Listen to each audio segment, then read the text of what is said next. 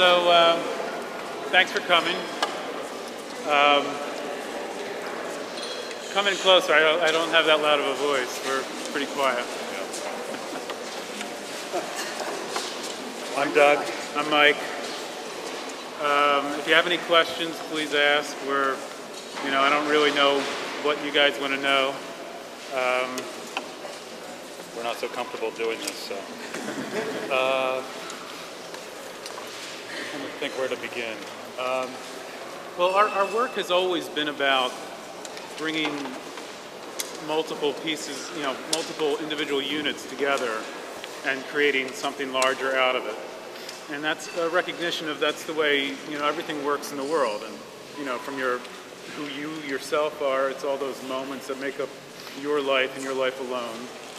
And to cities and cultures and society.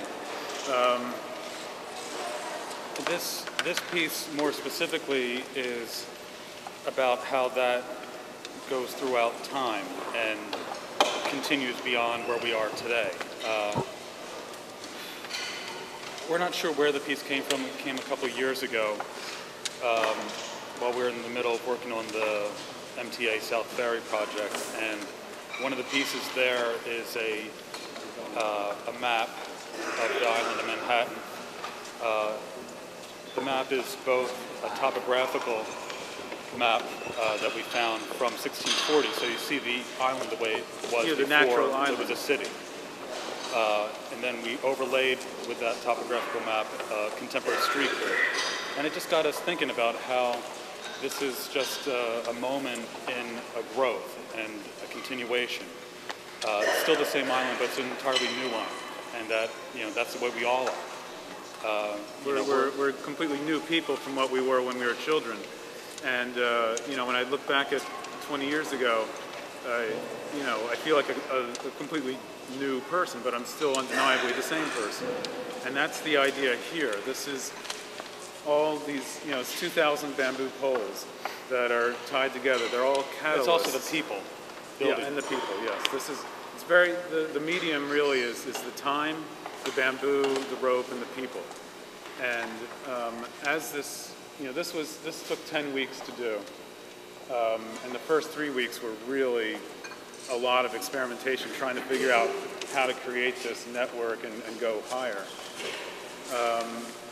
So it's really going to start moving along during the summer. And we're just opening today just for you all. It's too hard to heat this place in the wintertime. So as this thing is dismantled from the back and brought up over the arch, we're going to be creating a new tower. It'll be straddling the other artwork here. And it'll be an entirely new piece, but it's still the same piece. Still the same parts and so on.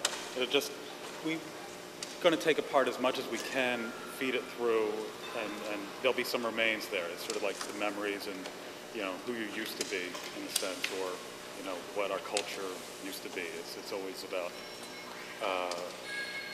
that movement forward and recognizing that the past was there.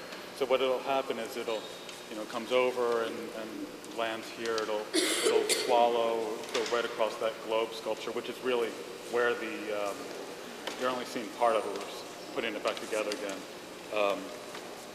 Anyway, it's going to swallow it, just walk right over and continue down, go to the end, and then turn around and come back again in entirely new forms. Different shape arches. It's there's so much to experiment with, and this is really just an experiment.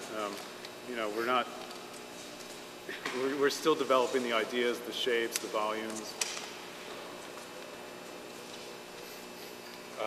The sculpture itself started off thinking about the way this sphere is constructed. It's just made of pipes and then arcs that are put into tension.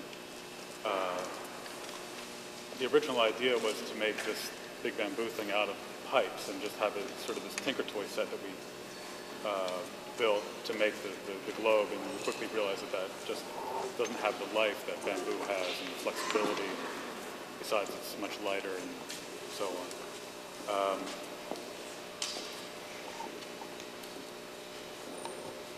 Having a questions? It's, there's a lot of cantilevering, a lot of ballast set up in this portion of the tower. Just, it's almost like a solid form. There's so much interconnection that most of these bamboo poles are tied up at least to 15 other poles, and it just becomes a real solid unit, even though it's so coarse.